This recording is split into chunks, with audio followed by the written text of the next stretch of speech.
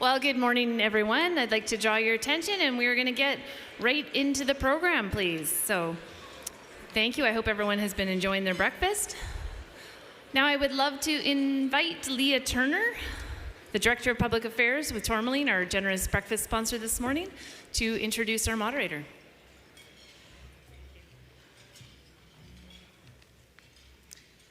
Well, good morning, everyone, and thank you, Sarah.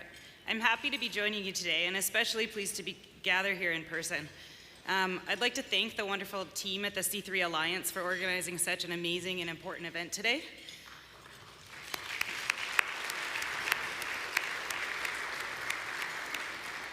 Before we begin, I'd like to acknowledge that we gather here today on the unceded ancestral lands of the Tene.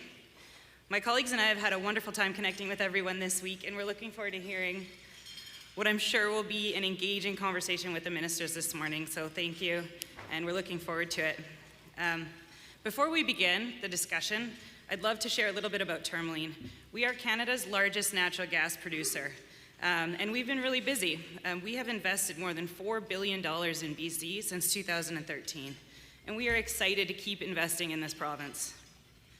Our roots here go further back. As Tourmaline and our predecessor companies, we have worked with and in BC for more than 35 years. With an office in Fort St. John and operations in the Montney and beyond, Tourmaline has many team members that proudly call BC home. And while speaking of community, I'd like to acknowledge the history and diversity of Indigenous people in BC and reaffirm Tourmaline's commitment to fostering strong relationships with the Indigenous communities where we operate and beyond. We were also very happy to hear the news yesterday that Blueberry River First Nations and the BC government have reached an agreement. We are also excited to hear about the work being done with the other Treaty 8 nations and the province so that we can all continue to grow, learn, and collaborate here in northern BC. We value all of Tourmaline's relationships with communities across BC, as well as our stakeholders, partners, vendors, and peers. And as we work with each one, we see the pride British Columbians take in developing natural resources as responsibly and sustainably as possible. And at Tourmaline, we're working hard on that. We are proud to produce natural gas that is amongst the lowest emission gas in the world and deliver it across Canada, down into the United States, and now offshore to international markets, thanks to a 15-year agreement with a leading LNG exporter in the US Gulf Coast. Using technology and innovation, we are striving to produce the lowest emission natural gas in the world. The natural gas we produce in BC is helping to reduce both domestic and global emissions and helping to transform global energy systems. Our drive to continuously improve our environmental performance is evidenced by a few highlights. Tourmaline has reduced Scope 1 emissions by 41% since 2013. We've transitioned to well pads, which reduces land disturbance by 75%, and we are on track to eliminate the use of fresh water in our operations. We're excited about the progress we and industry have made. Our sector is innovating quickly, implementing clean technologies developed here in BC and across Canada, and it is all making a difference. And we know that many countries need lower emission, affordable, reliable energy. It's clear to us that the world needs more of our natural gas, and we know that LNG is the key. Ultimately, we believe that exporting sustainable natural gas and other responsibly produced resources is how BC can contribute to a responsible, innovative, and respectful global natural resources sector, which is the theme of this year's conference. On that note, it is my pleasure to introduce Sharon Singh, the moderator of today's panel. Sharon is a partner and co-head of Aboriginal law practice at Bennett Jones, where she helps clients navigate regulatory, environmental, Indigenous, and community relations matters. So please join me in welcoming Sharon Singh.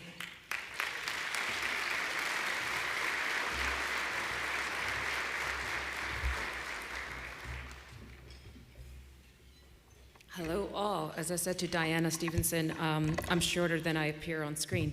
Thank you everybody for joining us. I think I'm supposed to call the ministers upstage. Given we're going to be short on time, I'm just going to say their names quickly because you all know who they are. Minister Rankin, Minister Ralston, Minister Bailey. It feels like a school. Minister I think I said Heyman already. If I'm not, please come up. Who have I missed? Mr. Osborne. Line up, please. Thank you. While you're doing that, let me start with my thank yous. Thank you to the Clete Dene, Chief Logan, and the rest of your leadership for creating such a collaborative and respectful space on which we host this conference. And thank you to all of you. I didn't expect a full crowd because I saw like literally 90% of you at the keg last night, quite late, until you were booted out. Ministers, I can't, this is weird.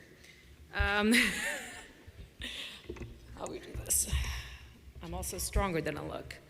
Thank you for joining us. You've been here for like 3 days, taking away from your families and also hearing, I'm sure, a lot of asks. Your presence and willingness to attend this forum every year is definitely noted, and it's appreciated. And full disclosure, guys, I'm not a morning person, and I was talking to Larry Villeneuve there, and he's got Ring of Fire stuck in my head. So make of that what you will.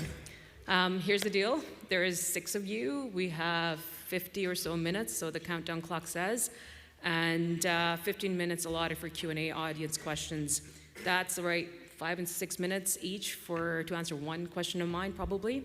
And as you know, because you've spent a lot of time with these folks, they're looking for direct, plain answers. If the answer is it's complex and we're trying to get it right, give me some space. You have my unnecessary permission to say that really quickly and tell us how you're making it less complicated.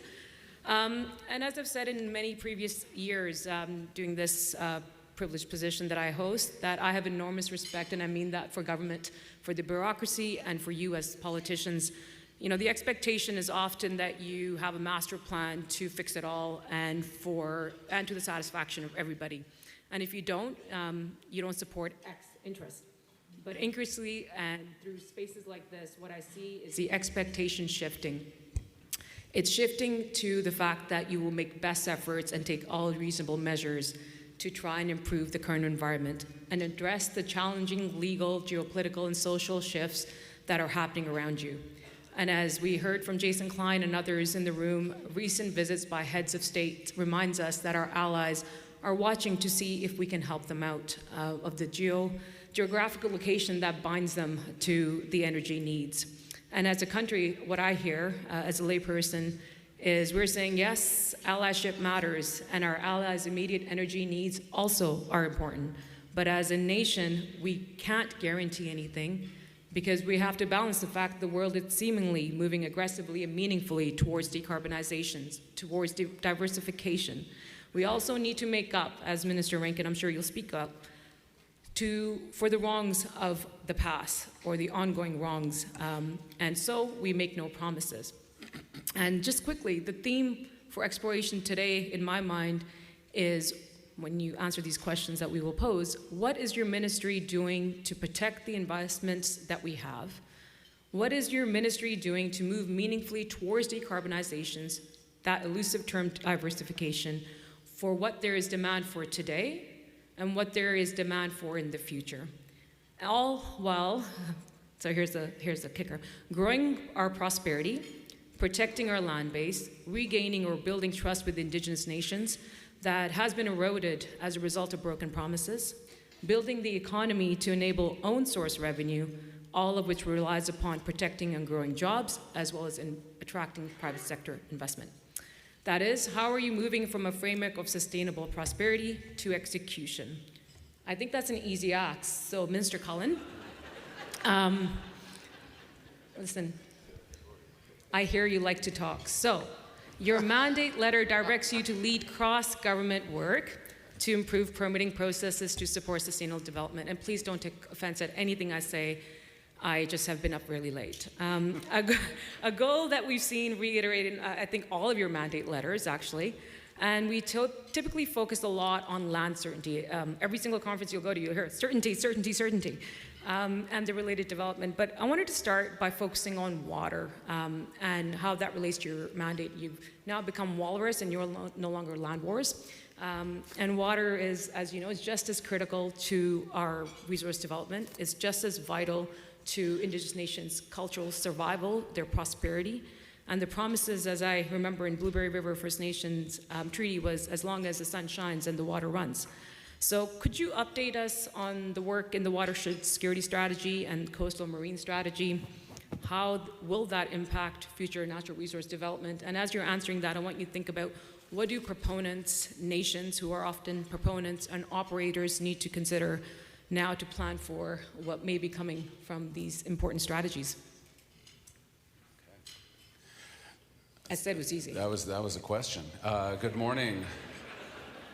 Good morning, everyone. It's a pleasure to be here with my colleagues here on the Clay Tenay territory, and to be here in a more sober part of our week, which is the morning after the CAP celebrations. Yes, you know, names are really important, and we did change the name of this ministry that Minister Osborne was running up until very recently to the much more friendly sounding Walrus, not Land Wars. We thought it was more appropriate, less intimidating. You had a specific question about our work on watersheds and coastal marine strategy. I want to challenge maybe one thing you said, and something that we hear sometimes from proponents, and it's an understandable request, is simplicity. We want things to become more simple, quicker, and it's understandable as well. I think the complexity of the world that we live in, with all those pressures that you talked about in your question, those new realities, Minister Rankin dealing with the broad concept of reconciliation, the complexity of the negotiations with Blueberry River and Treaty 8 that we've been going through and realized some of yesterday to great applause certainly from Blueberry River and other First Nations. But also we heard from Tourmaline this morning the support we're hearing from industry. And very glad to hear that from Tourmaline as well. I guess we can count you in for breakfast next year as well. You're not too, okay. To our coast, we have a little over 26,000 kilometers of coast in this province. It represents 8% of our GDP. It's more than 300 communities, and we have exactly 0 coastal marine strategies in British Columbia. We've never thought of ourselves properly and fully enough to know that we need a strategy when thinking about our coast. And if you want to talk about a place under pressure, our coastal communities, our coastal environment is under a lot of those same pressures that you talked about in your question, from climate change, from a lot of people wanting to come and live in British Columbia, as the Premier talked about. And we need to think strategically about what our future looks like. And we've engaged communities and First Nations to build that. And very similar on the watershed strategy. You said water is important, as along with other things. To my mind, without water, what have we got? Like, literally, what have we got? And so when we look at the watershed strategy, we've been out with First Nations consulting, we'll engage the public, and start to think about things a lot more holistically. And I think the Blueberry case showed us what happens when we don't think holistically, when we don't do things like add the cumulative impact of what it is that we do as a government, as industry, on the land and on the water. So thinking holistically about what we do is a complexity. Reconciling, as Minister Rankin will talk about, brings complexity. And from my personal point of view, I think we should embrace it, actually. People coming to us with simple answers to complex and historical questions are usually lying. They're usually trying to sell you something. We need to be able to be in those deep relationships, which take time, and we're building them. You know this, you're in business. Not much happens without relationship. So to your specific questions, the watershed security strategy, I'm pitching for money right now from our government to set up a fund that we can help restore many of our watersheds, make them more sustainable, give us more options and choices that we do, and a really robust coastal marine strategy, a true vision for British Columbia of what our coastal communities, what our coastal marine ecosystem will look like, not just next year, but next generation and generations to come, I think is work well worth taking on. And mostly want to say thanks for the invitation to be here today. Thank you, Mr. Cullen. Now, I don't think I heard you disagree with me because I agreed it was complex, but just saying. I want to move to Minister Osborne, and thank you for coming. I'm glad to see you here and also color coordinated with me. Let me just carry on with the theme of sort of the permitting and authorization fees, because if we don't ask that, someone's going to get disappointed. You know this, it's the top priority for many that knock on your door. It is one that we have grappled with, not just in your government, but other governments before you as well. And in the context of critical minerals especially, as Minister Wilkin has repeatedly said, we don't have 15 years or so to permit investments for the energy transformation needs that we need now. And I think that can apply to either critical minerals, whether it's hydrogen, whether it's infrastructure, railways, carbon capture, you name it. And one of your mandate letters, as I alluded to Minister Cullen saying, is improving timing, transparency of the permitting process to sustain that sustainable economic development.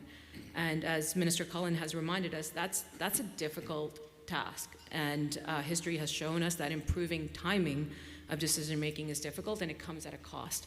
And I'm curious, given it's your mandate letter, and as Minister Cullen said, if they tell you it's easy, they're lying. What are some of the actions that are either underway or forming in your mind that you're exploring to make that mandate happen?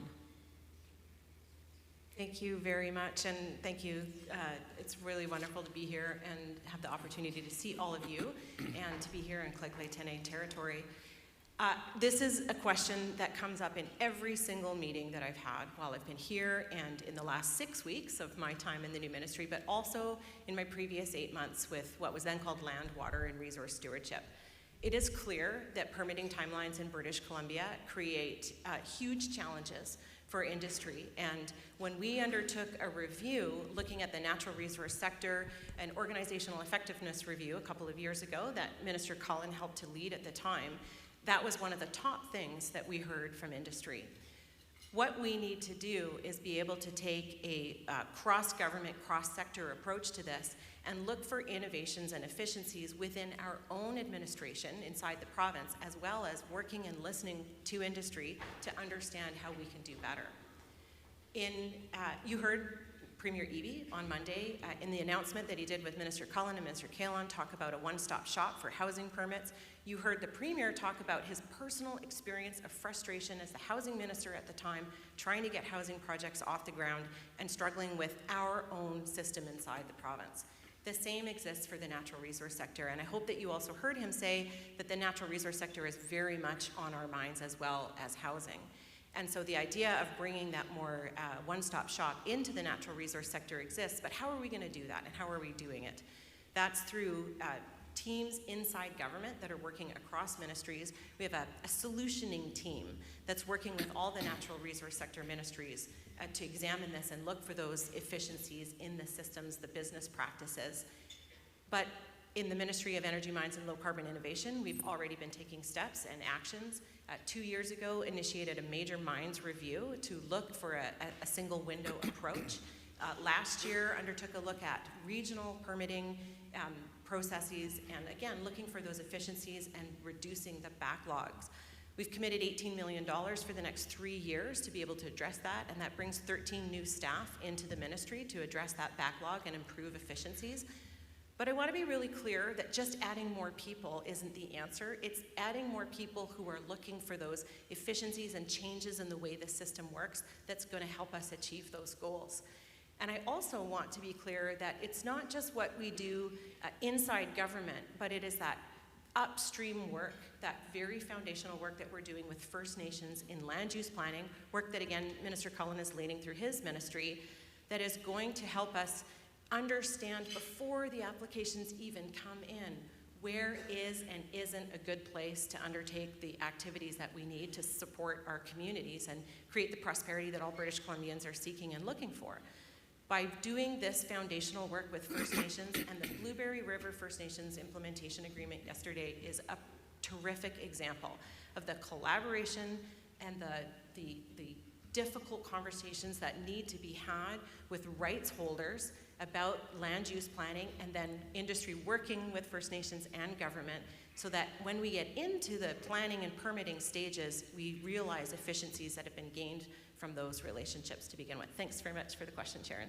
Thank you, Mr. Osborne. I do have follow-ups, and what sucks is we have limited time, so if we have time, I'm going to come back to you for sure.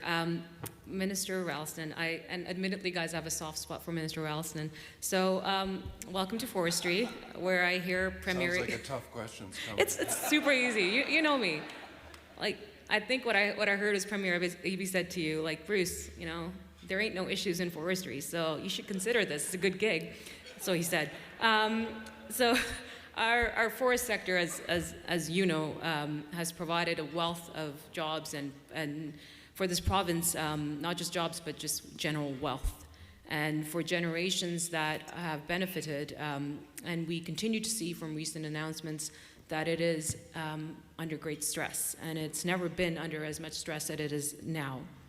Part of your ministry's mandate is to incentivize producers to create new jobs, and also look to transition our forestry sector from high volume to high value production. Given the ongoing challenges to the sector, such as access to raw materials, competitive processing capacity, boosting market demand, sustainable land use planning, how are you hoping, and I'm going to give you some leeway given this like a couple of weeks in, right? Only you though. How are you hoping to incentivize this transition and attract investments into high value production? And what are some of the immediate changes that need to be implemented to ensure that our forestry sector is indeed sustainable? Well, great. Thanks very much, Sharon. I have been coming to this conference for some time, and it's very evident when you're here in Prince George that if you doubted how important forestry is to the economy of British Columbia, certainly Prince George and the experience of being here, talking to people in industry, the people that work in the sector, the Indigenous nations who participate, at least 125 Indigenous nations participate in the forestry sector at this time. All of those doubts are removed. So there is no doubt that the sector is under stress. I think the themes that I have gathered, and there's no shortage of opinion on forestry. Everyone has got at least a couple of opinions on what the government should do and what I should personally do. So I thank you for that input, and I'll be seeking more of it. There's no doubt about that. But I think that the themes that I've encountered and will guide the work that we as a government and that Premier Eby has asked me to do will be to the theme of biodiversity, respecting the diverse uses of land, whether it's for industry, whether it's for conservation, whether it's for Indigenous participation and co-management. Met with Lenny Joe just yesterday, as the CEO of the First Nations Forest Council, and also value added. So the immediate steps, I think all of those themes come in a maelstrom of economic stress here, particularly in Prince George. I think we're all aware of that, but across the province. So in terms of dealing with value added, the process by which BC Timber Sales allocates timber is something that we are looking at, and the question will be how to assist the value-added sector in getting access to more timber and more fiber that may enable them to grow in a way that creates more opportunities and more jobs, while respecting the rest of the spectrum of forest users. Certainly, the issue of competitiveness in my previous file was always something that industry stressed to me. You can't ignore the competitive challenges in a global industry like forestry. So that will also be a value that will guide my thinking and the efforts of the government in the next little while. For those of you who have listened to this panel before, you know that Minister Cullen always used to repeat mass timber strategy or mass timber plan, and I want to say that in his honor because you didn't. So, and that was all he would talk about to me. So even if my question was totally unrelated, it was mass timber. Minister Heyman, so I do a lot of work, as does Scott Smith and others in the room, and I think Kevin O'Callaghan is in the room as well, in the environmental assessment process, both federally and provincially. And I was just reflecting on what can I ask you to put you a little off, right? But, and so my experience, and I mean this in sincerity, in going through the new EA process, is that it has facilitated instances of genuine collaboration that I've never seen before. It's really, proponents, nations, and agency, EAO and the federal agency coming together and pushing boundaries and resisting the fear of unknown and charting new ground. And I've genuinely seen that where, literally on a new project, you are changing the precedents from the previous projects. But there's always a but. It is coming at a cost, as they say. Whilst it's totally awesome from the nation perspective and from proponents and I think from the agency, it's pushing timelines. And it's increasing costs. It's also putting a tremendous amount of burden on nations, even those that we consider well-resourced, because it's just to meaningfully participate means you need to meaningfully understand the information that's being presented to you, and that takes time. And frankly, as Minister Osborne said, without executing on that cross-ministry, multi-party collaboration and joint decision-making models, I personally, and that's where I don't have solution, can't think of a way to reduce either timelines or the costs, which, as a note, the EA process is in its infancy.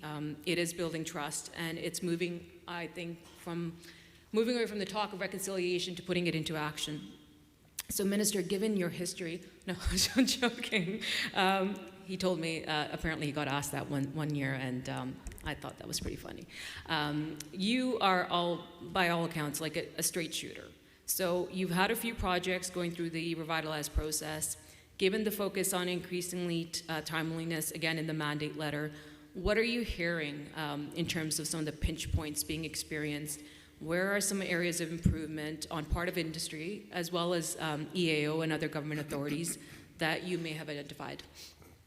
Thank you, Sharon, and it's great to be here. I can't actually see the room, but I looked at it earlier, and Minister Ralston may correct me, and it's been a while because of COVID, but I don't recall seeing the breakfast this well populated in the past. And it's you, by the way. No, I don't think it's me, but I think and I hope it's people having had a chance over the last few years to see the intention of our government in terms of working through a range of issues, reconciliation, environmental sustainability, climate change, and industrial development in a way that we are working very hard to make coherent.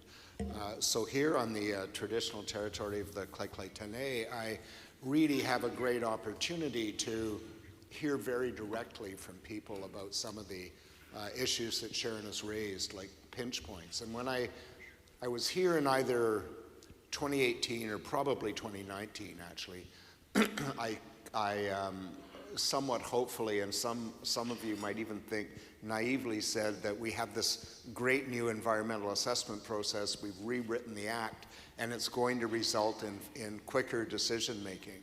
And the jury is probably still out on that a little bit, but I am hopeful. We have 18 projects now in the 2018 Act process, and the Act did not fully take effect until late 2019, and the first decision, Caribou Gold, is coming up this year. And while 4 to 5 years does not seem like a fast process, I regularly look at decisions for assessments that began 10 years ago under the old 2002 Act. So the reason that I said I thought this would move more quickly with the new Act in terms of building a consensus-based process and having reconciliation as a key purpose of the Act was to resolve early some of the issues that led to litigation or led to suspensions of process planning by proponents while they scrambled to address a number of issues that were raised during the process. What we have tried to do, and we are seeing some success with this, is have a lot of the discussions very, very early in the process before it formally enters between proponents and Indigenous nations, and in turn, I am seeing proponents regularly going out of their way and spending the time and resources necessary to build the relationships and the trust with nations that can result ultimately in a smooth process. I was sitting next to Nalaine Morin from Skeena Resources at breakfast, and Nalaine, of course, was formerly with the Tahltan Central Government. The agreement between our government, Skeena and the Tahltan for SK Creek was to put in place the first ever consent-based process under the Environmental Assessment Act and DRIPA, the Declaration on the Rights of Indigenous Peoples Act. And I expect that this will result not in a less thorough or rigorous assessment, but in one that can move quickly because issues are identified early and the proponent and the nation are working together. We are, I know it's a bit controversial, but we're seeing a coal company in the southeast working with the Tobacco Plains Indian Band to try to get to that same place. That brings me to your question about pinch points. The pinch point is often we get to the 120-day process planning stage where the proponent has invested a lot of money in defining a project, only to find out in that process that there are issues that weren't identified, weren't addressed. There's trust issues around what will actually happen, and everything slows down while the EAO and the proponent have to go back and potentially redesign the project. That takes time. It's much, much better if all of that work is done at the front end, and I think we're beginning to see that. There are other pinch points, but I think it comes down to relationship building, identifying issues very early in the process. Everything Minister Osborne said about permitting that I won't repeat, but we need to work on that through the environmental assessment process right through to the permitting that results from it. I hope that helps. It does, Mr. Heyman. Thank you so much. Minister Rankin, congratulations, actually to all of you, on the Blueberry River First Nation agreement. I was reflecting on that in my, again, very simple mind and the way I think, and I was thinking, like, what do people lobby minister for? And I thought, I'm like, nobody probably comes to you and says, I don't support this thing called reconciliation, minister, but I am pretty sure that you get questions like, or like statements like, I support this, all this, but you know, I've got some issues that arise out of this business called reconciliation. And some of that, I was, again thinking, you know, as one does sometimes when you have too much tea, that it comes from a lens that you're actually giving something away that these individuals think rightfully belongs to them, when in fact you're giving back something that was either never yours in the first place or Canada had promised to give back in exchange for the opportunities that us Canadians now have gotten. But in some cases it just might be that in hindsight you could have done better, and it sometimes is a combination. So as Minister Heyman has shared some of the pinch points and thoughts on the environmental side, can you share with us some of the lessons learned from putting reconciliation into action? I'm thinking, either through agreements like with the Tahltan for SK Creek, and there's others that have followed since, but also the Wet'suwet'en MOU. Well, first of all, thank you very much, Sharon, and I just want to say to the people who've organized this forum, it's just been an extraordinary thing for me. I haven't been before in person, I've been on the screen, but it's just wonderful, and I want to thank the organizers for the invitation. It's wonderful to be in Clay-Clay-Tenay territory. I like to start this by talking about how in British Columbia we've achieved something that no other province has. The Declaration of the Rights of Indigenous Peoples Act was the product of a unanimous vote in the legislature. This is not about partisan politics, it's about the province and its representatives unanimously coming together to do something unprecedented in Canada. And I think we got to start with that because that sets the tone for the work that we do. That sets the tone for where we're going. And you did mention Blueberry River and the other Treaty 8 nations with whom we concluded an historic settlement yesterday. I think that we need to salute the leadership of the nations for getting there. I just want to put it in context because it was 1899 when promises were made by the Crown to Indigenous peoples that were broken. And a court said that in a very extensive judgment, and we decided as a government not to do what many in short-sighted folks thought should be done, which was appeal. But under the leadership of Premier Eby, then the Attorney General, we decided to work together. And in 18 months, we've achieved something that I hope will be putting us on a better path toward, yes, that word, reconciliation. one of the things that the province has done in putting meat on the bones of the Declaration Act is to try to create an action plan. And there are 89 specific actions. Every single ministry is engaged.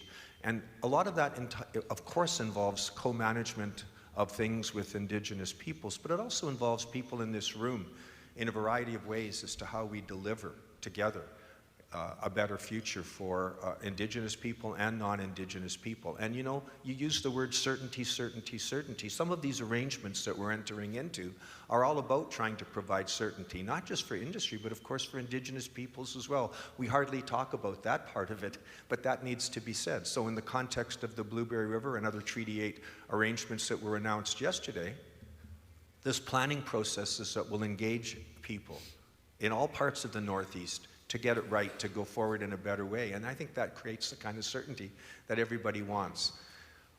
You mentioned the work with the Wet'suwet'en and the MOU. That has been, it's no secret, a very difficult challenge to create the unity within the Wet'suwet'en Nation.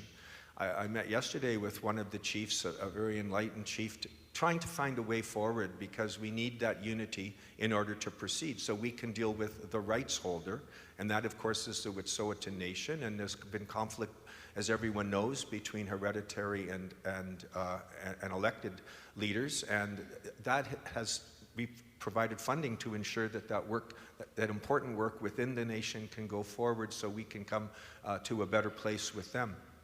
But it's already been mentioned by others, you know, we're doing all sorts of different kinds of agreements. This is no longer a province where we just do transactional things, let's get the job done by quick deals. It's not the way it is anymore. It's all about relationships. It's all about establishing on the ground the kind of work that everyone in this room is engaged in to get things done in a better way.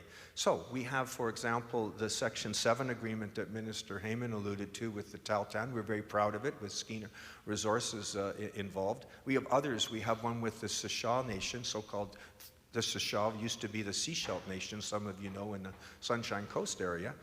That's underway right now. That negotiation's going forward on another Section 7 agreement. There are so many other kinds of arrangements, you know, from treaties, modern treaties in some parts of the province, to comprehensive reconciliation agreements like with the Lake Babine Nation, the Pathway Agreement 2.0 with the Carrier-Sakani.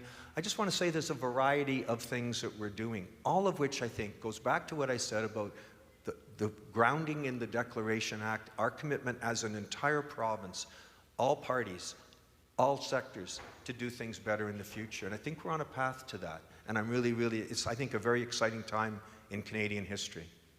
I sit on the Wet'suwet'en Core Advisory Council, and I can just add one line to what you said.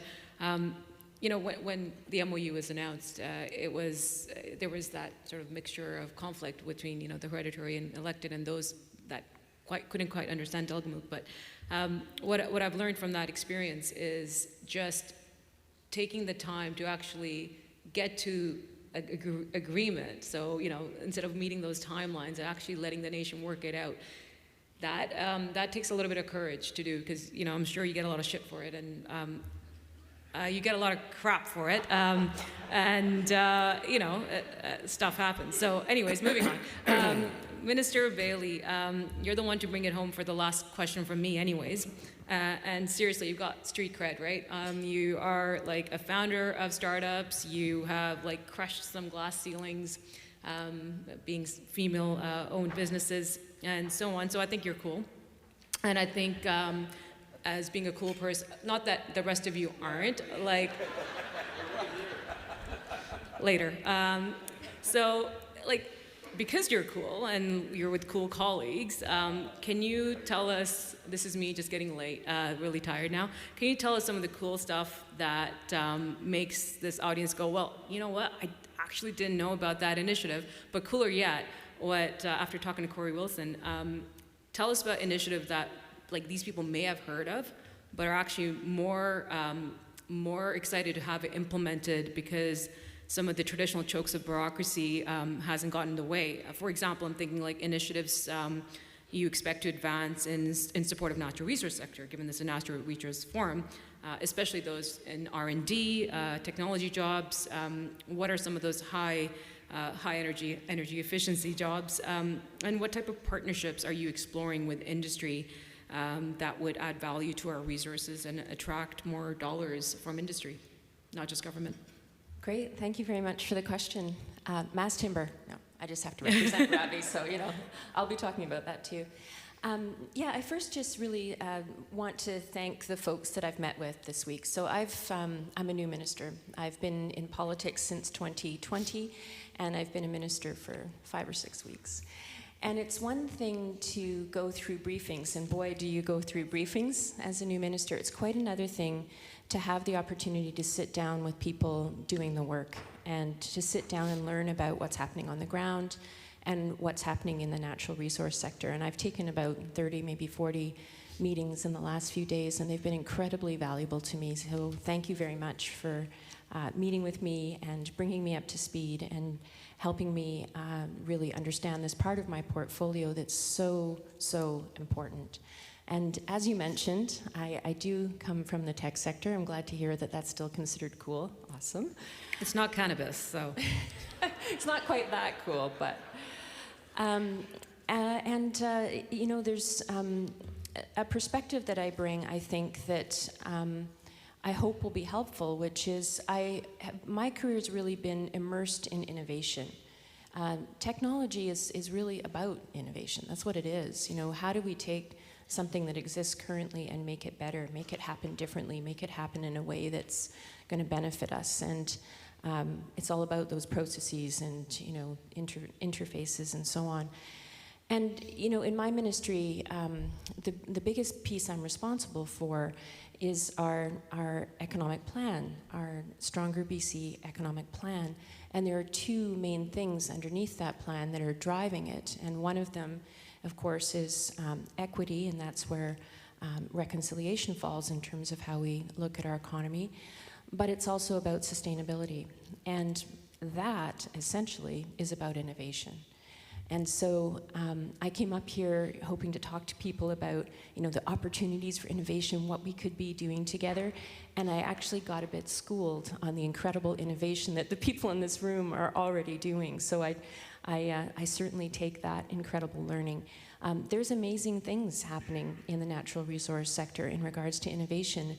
And I'm delighted to learn that, and I'm really proud of what people are doing. And there's more for us to do, which is really, really exciting. And of course, I do want to talk about mass timber, and I do want to talk about how important it is that we, and all of us here know this, and many in this room are doing this work. How do we ensure that we're adding value, that it's not about, just primary resource, it's adding value. And there's a tremendous amount happening in regards to that. And of course, we were really happy to make the announcement of the $90 million that is about that. It's about ensuring that we're adding value and that we're keeping really great jobs here in BC, and we're adding jobs. So opening this $90 million fund, which is the BC Manufacturing Jobs Fund, is that, right? It's how do we ensure that through innovations, we're making sure there are well-paying jobs in our province for years to come. And there's kind of two tranches to this fund. Part of it is going to be retained for folks who are working in the forestry industry in business, and they want to add a new product or a new process or new technologies, or maybe move into, mass timber again. Or you might be in a different type of manufacturing and have an opportunity to expand in rural BC. It's really important to us that folks in rural BC can have well-paying jobs in their communities. That's the goal of this fund. So that's an important piece for us. In regards to the mass timber file, I'll just share a stat that I find quite interesting, which is by mid-2022, there had been more structures built in British Columbia from mass timber than the entire US, right? Mass timber's happening, it's happening. And we've got a great, the work of my predecessor, Ravi Cullen, he signed an MOU with Finland in regards to mass timber. There's just a real opportunity here for us, and we're very, very excited about it.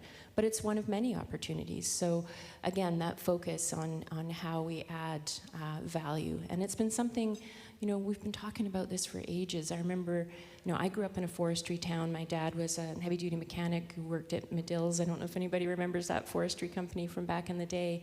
But we talked about how we had to add value even back then, like 40 years ago we talked about this. And it's happening. And we want to really ensure that we're supporting that as we go forward. So that's a big focus for us. Thanks. Thank you, Minister. I'm going to have the pleasure of hopefully talking to you more because I enjoy talking to Minister Cullen. As I said to you, Minister Osborne, I was going to come back to you. And, you know, we've heard this theme and you guys are aligned, so this is good. If you need my blessing on that. But, you know, this is the cross-ministry collaboration and, frankly, coordination that's required. And that's so evident.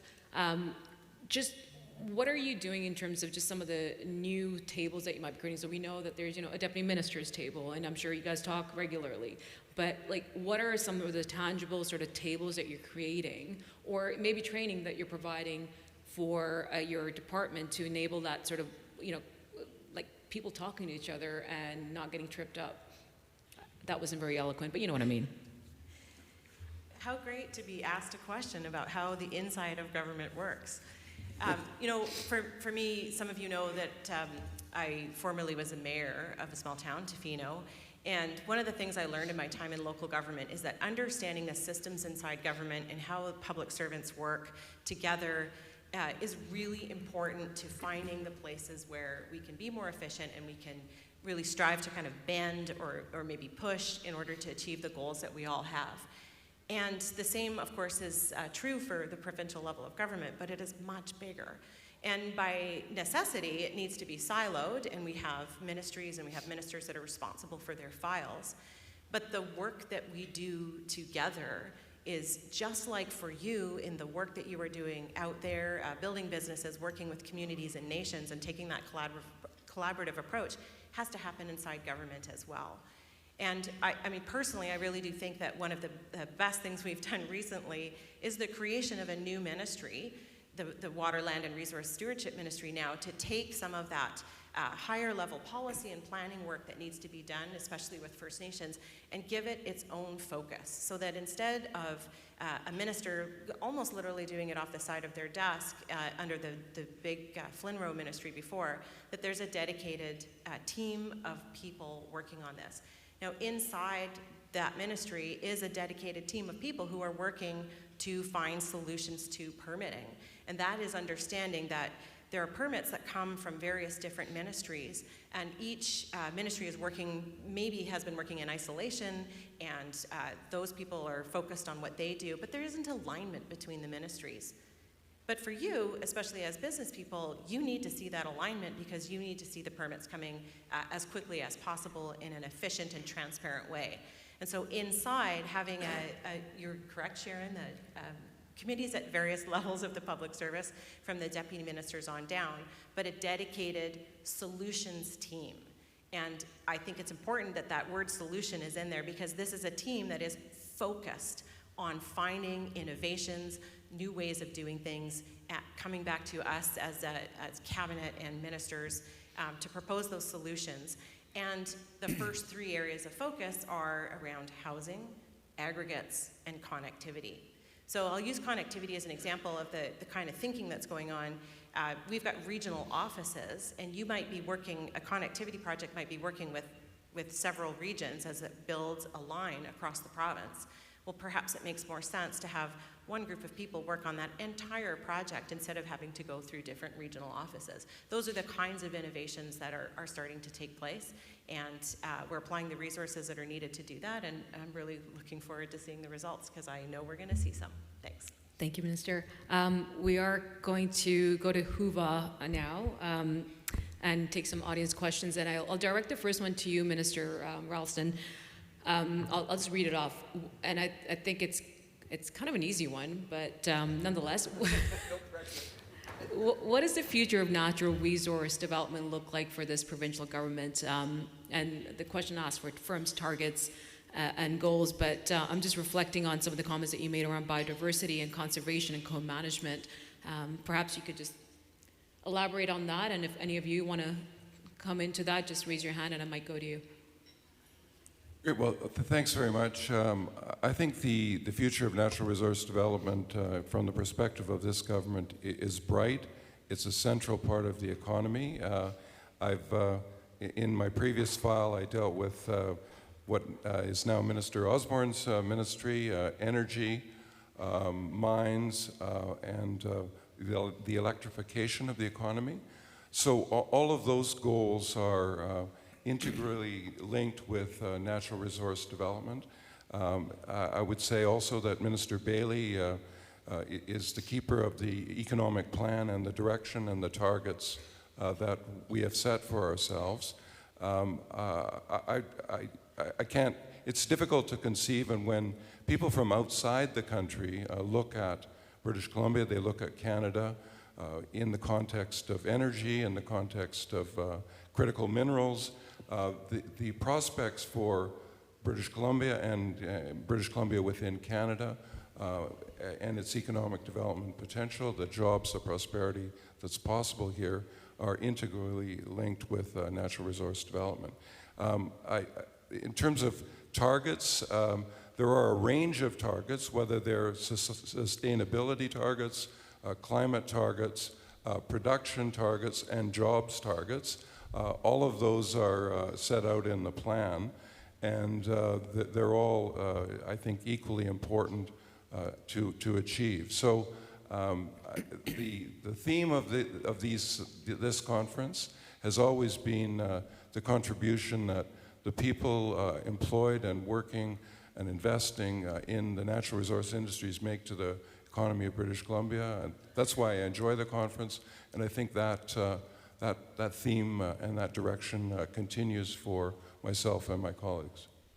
Thank you, Minister Ralston. I'm not going to go to the next question on there, but because I saw someone asked, someone named Amrita asked, and because I am a brown girl, I will go to my peeps and ask this question, because it's a good one. It picks up from your optimism.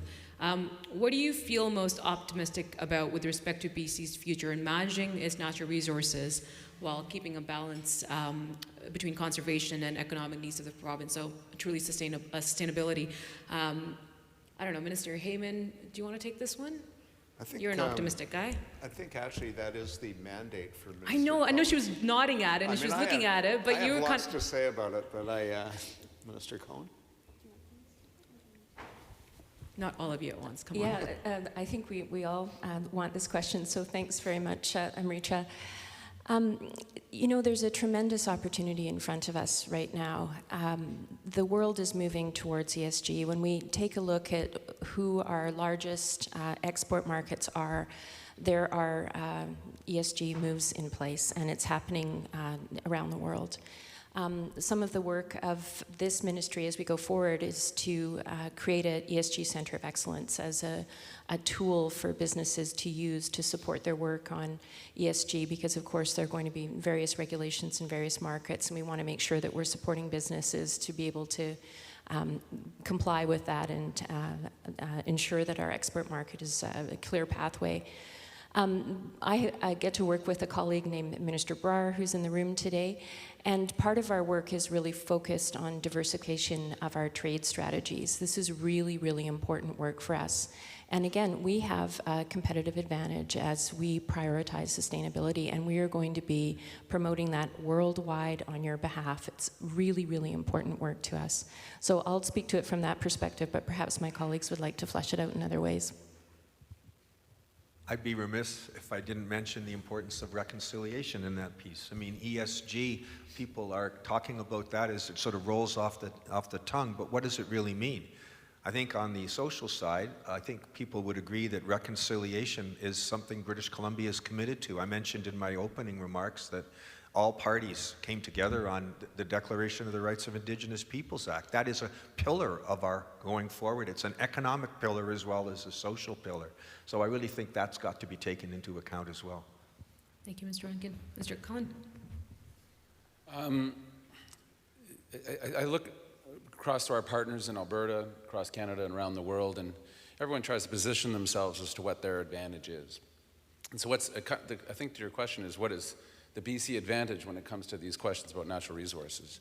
And it picks up on what Brenda and Murray just talked about, which is of the senior money moving around the world right now. They're looking for questions about certainty. What is the planning? What is the timeline? How long do permits take? But more and more, we're hearing from those same significant sources of investment, and they're asking, what types of relationships does your government and the businesses that operate within your province have with First Nations? What is your climate goals? Do you have firm and consistent plans for meeting those goals? We're hearing a more complex question from investors around the world, the very serious money on this planet, that are looking for areas to invest in like that. And I haven't talked to a single company this week that is not presenting questions and challenges and opportunities in that exact frame. When I deal with a mining company or an energy company and they're coming into the part of the world that I represent in northern BC, my very first question is, how are your relationships with Indigenous communities? What kinds of agreements do you have in place? And talk to me about your workforce strategy, and then how can we help? If they don't have an answer to those first couple of questions, then I know I'm dealing with somebody who's not really serious, frankly, because that's the reality in 2023 and 24 and 25, because DRIP isn't going anywhere. Climate goals aren't going anywhere. These are our realities that we face, and rather than look at them as we may have maybe 5 or 10 years ago as an obstacle, I see nothing but opportunity in this, not just within our province, but what the face that we present to the world and the opportunity we present to the world, and those sustainability questions that I think were inherent in your question. I think you've answered some of Alexa's comments or questions that were posed. And you know, when you talk about ESG, and I deliberately did not mention that term because I, like many of you, hear it so often. But for me, it's not just de-risking, it's also finding the opportunities. And that is a risk in itself if you miss them. And so I think those questions are apt because they look to not only de-risk, but to look at whether you're capturing the opportunity. Minister Rankin, Teresa Tate did pass me up a note, and she does want to talk to you because she feels left out. So Teresa Tate, and she's around here, so sitting right there, and I'm going to say just holler and chat to her, and she will chat. So guys, we have 2.5 minutes left. These folks will stick around for a little while longer, so you can chew their ear off about any of the questions that I have left off. It is hard to get through everything with all of these folks up here, but as a wrap up, I guess again I started with the thanks, and I will finish with a thanks as well. Your time, as I said, is valuable, and there's one thing that many of us wish we had more of, it's time. So when you take your time out to literally sit through days at this conference, it does, I think, mean a lot. You're educating us, and you're getting educated in return, which is, I believe, a great result. I can see your commitment to collaboration, to building trust, to being honest with your challenges, and to continue to take up the thankless task of trying to balance the complexities of the world in pursuit of a simple outcome, which I think comes down to improving the lives of British Columbians, Canadians, and hopefully the world. We know we can't escape the responsibility of tomorrow by evading it today. That is something that has been made clear to us, not my words. But as a better woman said to me recently, it takes a lot of work to get, and I'm going to use the word shit here deliberately, to get shit done. And it takes a lot of courage to be open to hearing that what you've tried isn't working, and that there might be better ways of doing it, and to actually hear it out and try to implement it. Thank you to Sarah Weber, the C3 Alliance. You guys do an amazing job. I would be also remiss in thanking the ministerial staffers, Eugene and others. You guys are like an army, and it's just a privilege working with you and how you corral these guys to make sure they come up on time. It's awesome. I hope you enjoy the rest of your conference. I also want to give a shout out to Fazil and Peter Robb. As you know, they've moved on. Peter is no longer in the ministry, so he apparently is open to suggestions for you taking him out for a drink. So please do that. Enjoy the rest of the conference. Thank you for coming so early again. And with that, Sarah, over to you.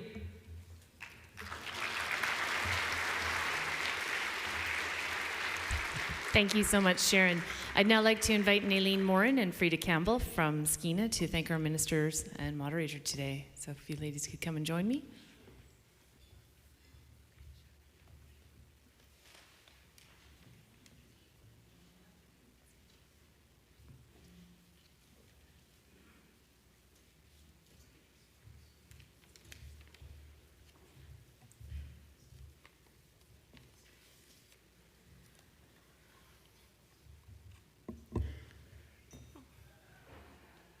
Chocholone Hotia, Nailene Morin Oshia. Hello everyone, I'm Frida Campbell, I'm Teltan, I belong to the Crow Clan, and I am Skeena Resources Community Relations Director. And I am the Vice President of Sustainability for Skeena Resources. Skeena Resources is a proud sponsor of the BC Natural Resources Forum, and we would like to thank C3 Alliance for continuing to organize and host this event. You know, I was thinking on my way this morning how much things have changed. For starters, Frida and I stand before you all as two proud Tahltan Nation women who hold senior positions at a company who is working hard to open one of the next mines in the province of BC.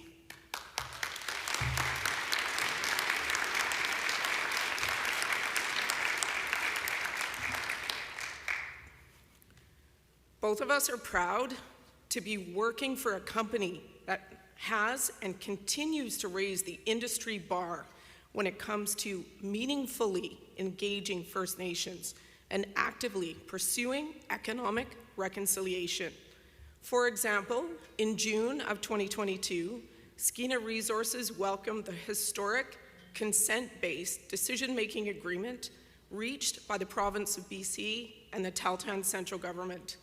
Through this agreement, Skeena's proposed Eskay Creek gold-silver project will be the first mining project to have permits authorized by an Indigenous government. Skeena sees this agreement as a historic step towards recognizing the rights and title of First Nations in BC and a major benefit for Eskay Creek. Skeena has also entered the Gitnya-Wilp Sustainability Assessment process with relation to our Eskay Creek revitalization project. The first company to collaborate and participate with the Gitnya on their WASP pilot assessment project. Yes, it is early. Skeena believes in and is committed to meaningfully engaging First Nations, from a treaty to a hybrid approach to an Indigenous-led environmental assessment. Skeena has listened, heard, and is engaging on Indigenous terms. You can too. Thank you to all of my First Nations colleagues, the Premier, the ministers, and all of you attending, discussing BC's natural resource industry, including meaningful First Nations engagement and how we can ensure that we can rely on our most valuable assets for many years to come is more important now than ever before. Thank you again to each of you for your participation in the forum and for your thoughtful engagement in the discussion today. Madhu.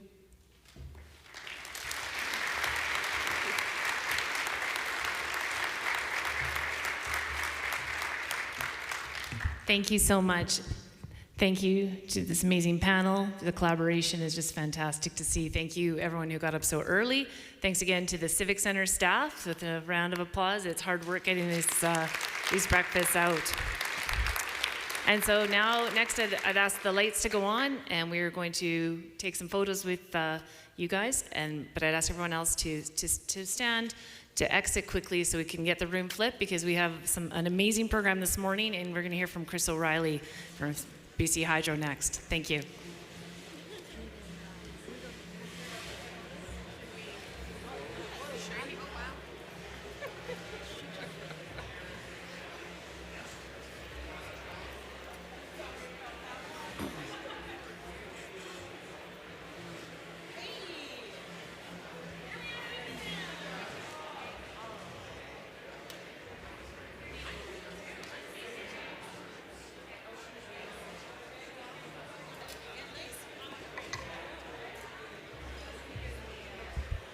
All right, everyone, thank you so much for your cooperation. We do have to reset the room for our business session, so we would ask you to take a little break outside.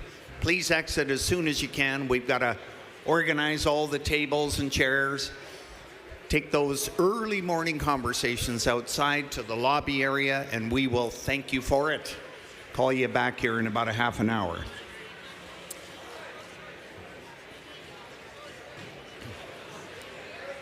Sharon's finally found a spot. Okay.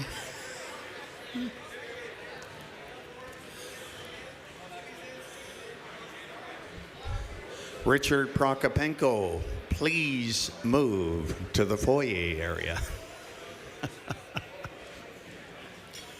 And yes, you'll get to meet the ministers all outside because we're going to ask them to leave too. We've got to set the room.